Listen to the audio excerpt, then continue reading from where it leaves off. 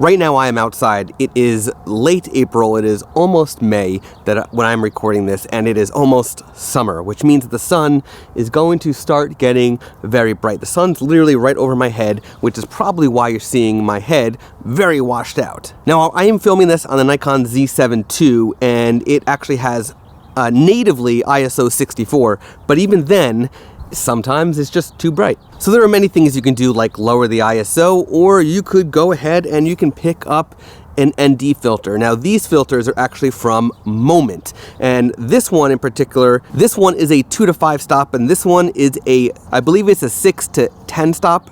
No, both of these are 82 millimeter variable ND filters, meaning I don't need to have one ND, I have multiple NDs. And the way that Moment has designed these is that there is a lock on them to limit you from actually going beyond its capabilities, because one of the problems with variable NDs is that eventually if you go beyond its native limits, you start seeing an X of like a weird shadow form in your photo, on top of your photo. And in this video, I want to show you the difference of what you would get with the various variable NDs. Quality, good quality variable NDs, like these from Moment. Hey, this is Scott Weidenkivowitz, a storyteller with a camera, talking about all the things photographers like you and I are thinking about. And in this video, we're talking about variable NDs from, well, these are from Moment, but a lot of companies make variable NDs. Now, typically, I don't recommend variable NDs because they're not actually neutral density filters. They're more like multiple polarizers screwed together to give you the effect of a variable ND. So they're not truly a variable ND, and they usually will have some sort of color shifting going on with them, or some other sort of degrading quality. But when you want really good variable NDs, you have to go to some of the companies who make really good variable NDs, like Moment. Moment makes some of the best variable NDs for many reasons. Before we dive into why the Moment variable NDs, I want to just quickly mention why you might need a variable ND or an ND in general. Well, a neutral density filter is a gray filter. It is designed to basically just darken and prohibit light from going through the lens to your sensor, meaning you need to either have a longer shutter speed or a higher ISO, or you need to have a smaller aperture. But when you're doing video, you can only go to a certain shutter speed before you start getting rolling shutter or other type of effects like too much blur in the video footage. Your other option is to open up the aperture and go to a smaller aperture number, and I'm already at f4. And I'm at ISO 64, which means I can't lower it anymore, and I'm still getting some washout because of the bright sun directly overhead. So the way to solve this is to throw on a neutral density filter, and that is what you would typically do in a situation like this. But the problem comes when you need to quickly adjust things, and if you're screwing on a neutral density filter, it can take time for you to unscrew it, and you might miss the moment. Or if you are using a slot-in style, then you got to take that out and put on a different one, or take it out and not put on a new one. And that could also take time to figure out what you need. And this is where a variable neutral density filter comes in handy, because it's designed like a polarizer, which means you just turn it to change the density, the darkness that you get. The Moment ones come in these really nice cases. A funny thing is, one is plastic, one is metal, so they changed the design. This one also says the actual stop range, this is 2 to 5, and this one has the ND range, 64 to 512.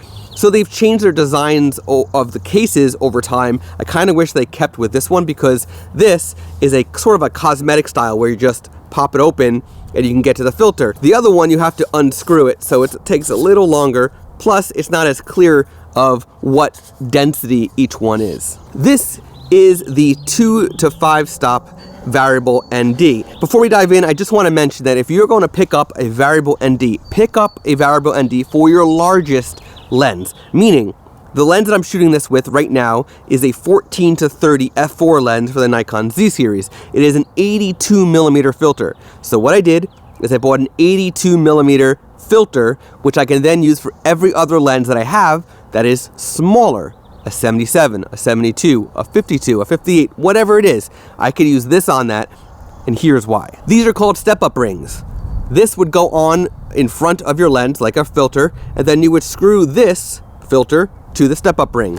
This one in particular is a 52 to 58 step-up ring.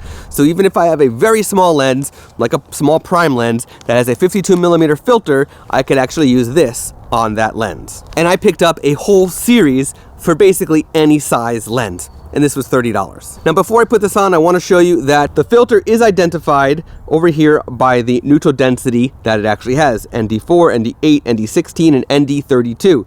And there's a little notch to show you which one you are using. And you'll notice that as I turn, it actually stops. It prohibits you from going beyond that limit, which means that you won't get that crazy X that you'll get with a lot of the inexpensive variable NDs.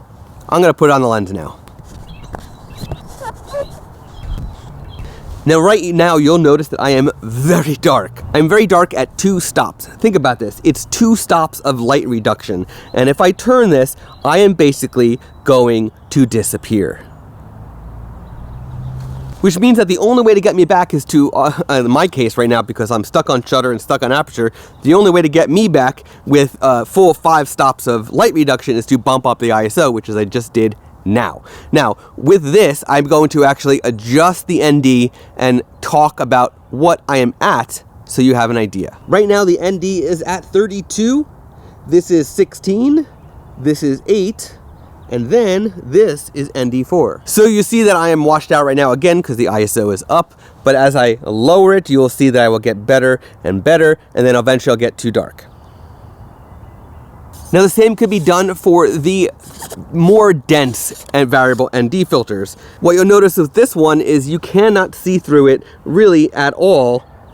So you really got to bump up that ISO or do something else to compensate. Now this one goes from ND64 to ND128 to 256 to 512. This gets very, very dark. So a prime example of when you might need a variable ND is actually if you are out doing some sort of photography and you're taking pictures of people and you do not have with you an assistant that can hold a flash, you don't have an assistant that can hold a diffuser over your subjects, you don't have the capability to modify the light either of your subject or around you, so instead you can use a neutral density filter. But if you want more control, then a variable neutral density filter might be the optimal choice. Now, as I mentioned earlier in this video, a variable neutral density filter won't give you the same quality results as a true neutral density filter, especially the larger, more megapixel and more physical sized sensors that you go, you're not going to get the same results, but for most people, most photographers, you won't really be able to tell a difference. So there you go. Those are variable ND filters and the reasons and why you might use it, how you would use it, and how you can use one on basically any lens that you have. And my preferred choice for the variable ND from Moment. If you have any questions about variable ND, just comment down below and I'd be happy to answer any questions that you might have. And if you'd like to learn more about long exposure photographies and neutral density filters, check out my course or my ebook on long exposure photography. Thanks for watching, and I'll see you in the next video.